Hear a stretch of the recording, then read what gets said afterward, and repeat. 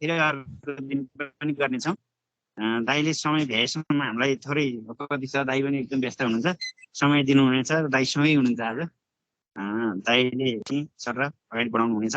साथीहरू रेडी नै हुनुहुन्छ। अरू साथीहरू आज अब साथीहरू जोडिनु भएको साथीहरू जोडिनु भयो र बाँकी साथीहरूलाई चाहिँ नि जोडिनु भएछ भने ठिकै छ। त्यति धेरै लामो क्लास हुँदैन आज। यस क्लासलाई अगाडि बढाउन आदरणीय दाइ अधिवक्ता हरिप्रसाद मैना। धन्यवाद नारदजी। अब तपाईँहरूले दिने पछि धन्यवाद दिनुभएको छ होला, मैले आज धन्यवाद दिएँ। म चाहिँ हरिप्रसाद मैनाली। अब चिन्नु भएको छैन, नयाँ हुनुहुन्छ भने अब अहिले बिदा हुन लागेको सोभि सचिव पनि हो। पहिले यही नेपाल ल कलेजमा मैले इभिडेन्स ल 5 इयर्स एलएलबीलाई पढाएको थिएँ र अहिले चाहिँ म पढाउने काम नभ्याएर अहिले म टोटली लिगल प्रोफेसनमै छु। अब मैले एलएलएम चाहिँ यही नेपाल ल कलेजबाटै कन्स्टिट्युसनल ल र क्रिमिनल लबाट गरेको हो। अनि अब मैले अब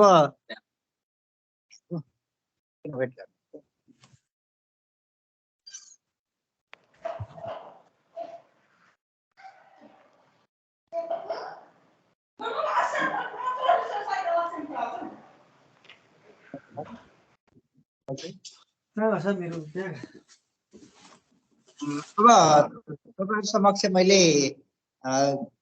इभिडेन्स लको मैले यहाँ नारदजीले भन्नुभएको छ, म तपाईँहरूलाई त्यो इभिडेन्स लको विषयमा आज थोरै कुरा राख्छु र मैले यस विषयमा तपाईँहरूलाई करिब करिब फुल कन्टेन्टकै मैले चाहिँ क्लास राखौँला। अब यति भन्दै मैले मेरो आफ्नो कुरालाई यहाँ राख्दै मैले अब अगाडि बढौँ है त।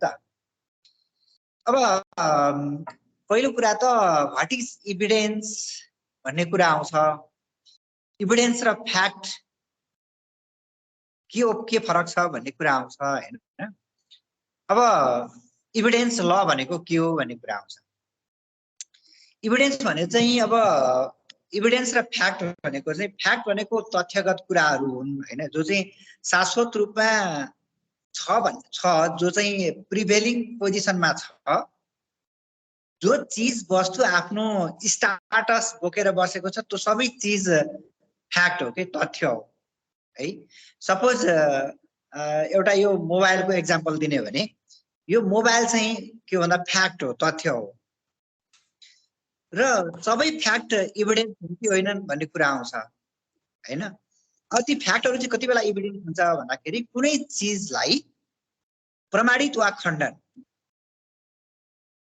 कुनै चाहिँ जहिले पनि इभिडेन्सको कुरा के हुन्छ भन्दाखेरि कुनै पनि फ्याक्ट अथवा कुनै पनि विषय वस्तु सन्दर्भ अथवा चीज वस्तु विवाद तथ्य अथवा विवादित विषय वस्तुको प्रमाणित अथवा खण्डन गर्नका लागि प्रयोग हुन्छ, उपयोग हुन्छ अथवा आधार हुन्छ भने त्यो चीज त्यति बेला एभिडेन्स हुन्छ है। सो हामी त पहिले पढ्थ्यौं नि, सबै फ्याक्ट एभिडेन्स होइनन्, सबै एभिडेन्स चाहिँ फ्याक्ट भनेर यसरी भन्न पनि करिब करिब सकिन्छ। किनभने एभिडेन्स भने चाहिँ जहिले पनि हामीसँग के कति बेला आउँछ भन्दाखेरि जब कुनै कुराको विवाद तथ्य आउँछ, त्यो विवाद तथ्यलाई प्रमाणित र खण्डन गर्ने सन्दर्भमा एभिडेन्स भन्ने चीज जोडिएर आउँछ। अब मुद्दामा र अदालतमा कानुनकै सन्दर्भमा हेर्ने भने एभिडेन्स कति इम्पोर्टेन्ट छ र एभिडेन्स ललाई हामीले स्कुल अफ लको पर्सपेक्टिभबाट हेर्ने भने यो के हो भन्ने कुरा अलिकति तपाईहरुसँग राख्छु। एभिडेन्स भनेको चाहिँ जहिले पनि केस र कोर्टको सवालमा हेर्ने हो भने केस र कोर्टको सवालमा मैले के भनिरहेको छु भने एभिडेन्स ल जहिले केका लागि बन्छ भन्दाखेरि it's not a part of the jurisprudence भन्न पनि सकिन्छ। जुरिस्प्रुडेन्सकै प्रोडक्ट भन्दाखेरि पनि हुन त त्यसलाई जुरिस्प्रुडेन्सबाट लका कुनै चीजहरु हटाउन त सकिदैन, तर एभिडेन्स चाहिँ कहाँसँग जोडिएर कुन स्कुल अफ थटसँग जोडिएर आउँछ भन्दाखेरि एभिडेन्स लका सबै प्रोभिजनहरु न्याय निरूपणको सन्दर्भमा अदालतले प्रयोग गर्ने विषय हो एभिडेन्स ल र एभिडेन्स भन्ने चीज है। अब त्यो भनिरहँदाखेरि हामी इभिडेन्स ललाई कहाँ लगेर जोड्छौँ, कोसँग लगेर जोड्छौँ भन्दाखेरि इभिडेन्स ललाई हामी चाहिँ यो रियलिजम छ नि, रियलिजमले के भन्छ भन्दाखेरि law is that what court says, अदालतले जे भन्छ त्यो नै कानुन हो भन्छ हैन। अब इभिडेन्स भनेको के हो भन्दाखेरि law is that court what says, अदालतले के बोल्ने भन्ने कुराको बेस कसले प्रोभाइड गर्छ, त्यसको जस्टिफिकेसन कसले दिन्छ, कोर्टलाई केही बोल्ने तहमा लेभलमा कसले पुर्याउँछ भन्दाखेरि तिनी इभिडेन्सले पुर्याउँछन्।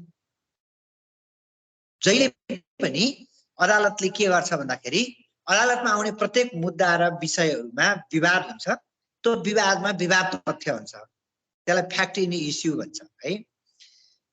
हामीले एक शब्दमा इभिडेन्सको परिभाषा गर्ने हो भने evidence is such type of documents or things which are directly or indirectly related to prove or disprove the fact in issue।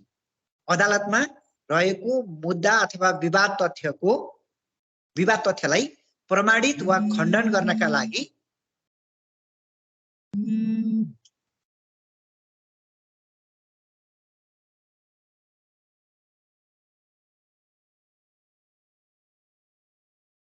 कुनै पनि विवाद तथ्यलाई प्रमाणित वा खण्डन गर्नका लागि चाहिँ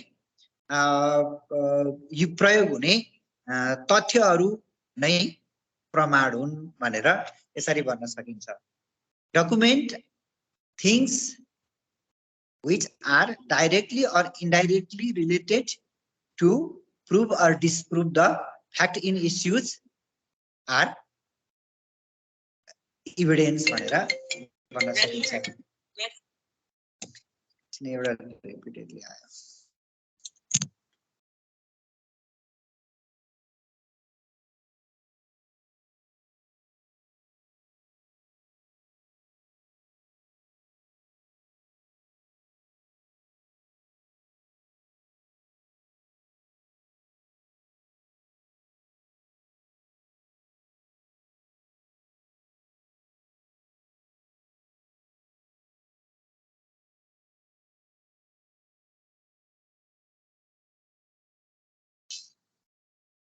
अनि त्यस पछाडि आवाज आछ कि छैन? आछ सर, आछ। ए ल एनीवे मैले इभिडेन्सको कुरा गरिरहँदा तपाईले इभिडेन्स ललाई कहाँसँग स्कुल अफ लसँग लगेर जोड्ने हो भने रियलिस्टिक स्कुल अफ थट रियलिजमले के भन्छ भन्दाखेरि के अरे law act regulation and all laws are Constitution, Act, Regulation and all legal provisions are mere guidelines for court to reach in particular decision, but those are not laws. Law is that what court says. यो भन्छ रियलिजमले भनेको संविधान, ऐन, नियम लगायत सम्पूर्ण कानुनहरू चाहिँ के हुन् भन्दाखेरि यिनीहरू चाहिँ अदालतलाई कुनै पनि विषयमा निर्णय गर्नका लागि सहयोगी डकुमेन्ट हुन् र यिनीहरू आफैमा कानुन होइनन्। कानुन के हो भन्दा अदालतले जे भन्छ त्यो नै कानुन हो। र हामीले इभिडेन्स ल यहाँ कहाँ जोड्न सक्छौँ भन्दाखेरि अदालतले जे बोल्छ त्यो नै कानुन हो भने अदालतले गर्ने फैसलाको आधार फेरि के हो भन्दाखेरि कुनै पनि विवाद तथ्य उप अदालतले बोल्ने आधार, निर्णय गर्ने आधार, फैसला दिने आधार भनेको चाहिँ फेरि फाइनल्ली के हो भन्दाखेरि चाहिँ इभिडेन्स नै हो। अनि हामी जहिले पनि के गर्छौँ भन्दाखेरि के अरे डिस्ट्रिक्ट कोर्टको काम भनेको अलमोस्ट इभिडेन्स कलेक्सनको कुरा हो। अनि अनुसन्धान अधिकृत नियुक्ति गर्नेदेखि लिएर यी सबै कुराहरू चाहिँ के अरे इभिडेन्स क्रिएसन गर्नकै लागि हो। अब इभिडेन्स कस्ता प्रकारका हुन्छन् यिनै कुराहरू चाहिँ फरक कुरा हो।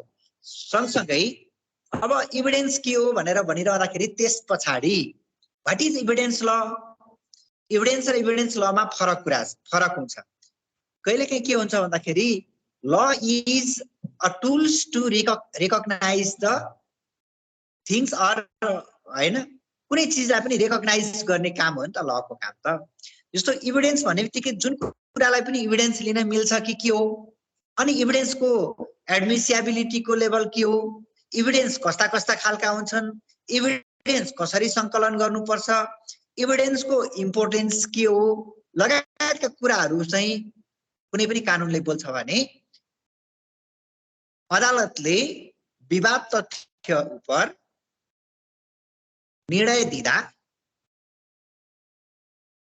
प्रमाण सङ्कलन गर्ने, प्रमाणको सुरक्षा गर्ने, प्रमाणको सुरक्षा, प्रमाणको सङ्कलन र प्रमाणलाई आधार बनाएर फैसला गर्ने विषयमा कानुनी वैधता प्रदान गर्ने कानुन नै इभिडेन्स ल हो, जसले कानुनको संरक्षण गर्छ, कानुनको सङ्कलन पनि गर्छ र अर्को कुरा के हुन्छ भन्दाखेरि कानुनको संरक्षण सङ्कलन गरिसकेपछि सङ्कलित इभिडेन्स प्रमाणहरूलाई पनि कसरी चाहिँ आधार बनाएर लेख्ने भनेर त्यसमा के हुन्छ भन्दाखेरि मैले अघि भने तल काइन्ड्समा पनि पढ्नुहुन्छ प्राइमरी इभिडेन्स, सेकेन्डरी इभिडेन्स हैन, admissible evidence, non admissible evidence यस्ता यस्ता कुराहरू छन्। त्यसमा पनि जस्तो एउटा विवाद बढी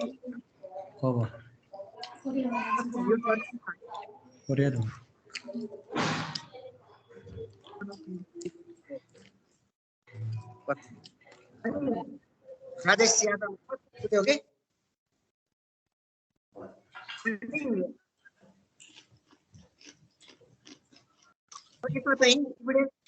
एडमिसिबिलिटी अथवा अदालतले कुनै चिजलाई प्रमाणको रूपमा लिँदा अथवा आफूसँग उपलब्ध भएका प्रमाणहरूलाई कसरी प्रयोग गरेर फैसला गर्ने भन्ने कुराको चाहिँ जुन प्रोसिडियर हुन्छ, जो कुराको निर्धारण गर्ने पक्ष हुन्छ त्यो पनि इभिडेन्स लले नै लेखिदिन्छ।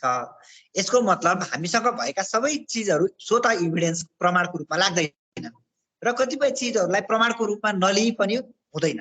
अदालतले त्यसलाई प्रमाणको रूपमा लिन बाध्य हुन्छ भने कतिपय भएका लिएका चिजहरू पनि प्रमाण होइनन् है भन्ने कुराको पनि यसले चाहिँ म्यासेज दिन्छ। ती कुराहरूबाट चाहिँ के हुन्छ भन्दाखेरि कस्ता कस्ता प्रमाणहरूलाई चाहिँ प्रमाणको रूपमा लिने, कस्तालाई प्रमाणको रूपमा नलिने भन्ने कुराको मापदण्ड पनि कसले तोकिदिन्छ भन्दा इभिडेन्स लले तोकिदिन्छ। त्यसकारणले इभिडेन्स ल भनेको चाहिँ जहिले पनि अदालतसँग सम्बन्धित हुन्छ अनि रियलिस्टिक स्कुल अफ थटसँग रिलेटेड भयो, किनभने फैसलालाई नै कानुन हो, अदालतले बोलेको कुरा नै कानुन हो भनेर भन्ने मान्यता चाहिँ जो छ त्यो मान्यता चाहिँ यसलाई चाहिँ रियलिजमसँग सम्बन्धित अथवा नजिक भएको सरोकार राख्ने विषयको रूपमा इभिडेन्स ललाई अथवा इभिडेन्सलाई लिइन्छ। अब यसमा थप कुराहरू चाहिँ kinds of nature and importance of evidence and historical development of evidence ल। अब यसमा चाहिँ कम्पेरिटिभली हेर्ने हो भने अब हिस्टोरिकल स्कुल अफ थट के अरे हिस्टोरिकल डेभलपमेन्ट अफ इभिडेन्स ल भनेको छ होइन, हिस्टोरिकल स्कुल एस्पेक्टबाट हेर्ने हो भने हामीले सुरुवातको समयमा केलाई प्रमाण मान्थ्यौँ अथवा फैसला अथवा निर्णय गर्ने आधारलाई केलाई मान्थ्यौँ भन्ने कुरा नै हो।